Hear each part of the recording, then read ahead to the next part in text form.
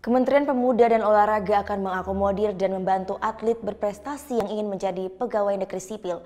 Kemenpora berencana membangun kerjasama melalui nota kesepahaman dengan kementerian terkait untuk memprioritaskan atlet berprestasi menjadi PNS. Pertemuan Menpora Imam Nahrawi dengan sejumlah atlet yang dipersiapkan menghadapi Olimpiade Rio de Janeiro, Brasil di Sanur Denpasar Minggu siang juga membahas rencana pemerintah menjaring atlet berprestasi menjadi PNS. Kemenpora merespon positif banyaknya atlet yang ingin menjadi PNS sebagai jaminan hari tua. Dari sekian banyak atlet yang telah mengharumkan nama bangsa di kancah internasional, belum semuanya terakomodir menjadi PNS. Meski selama ini ada prioritas, namun belum ada porsi yang jelas bagi atlet berprestasi untuk menjadi PNS.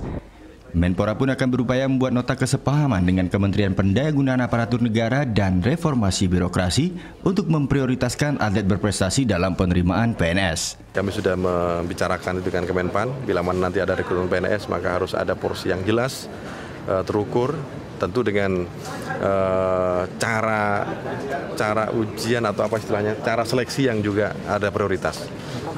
Jadi Kemenpora mau mendorong ya Pak ya? Ya, tidak hanya mendorong, tapi kita ingin melakukan semacam MOU bahwa kita harus punya porsi PNS dari atlet berprestasi sekian. Indonesia bisa?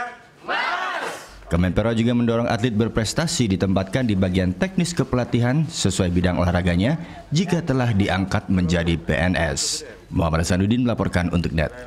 Indonesia bisa?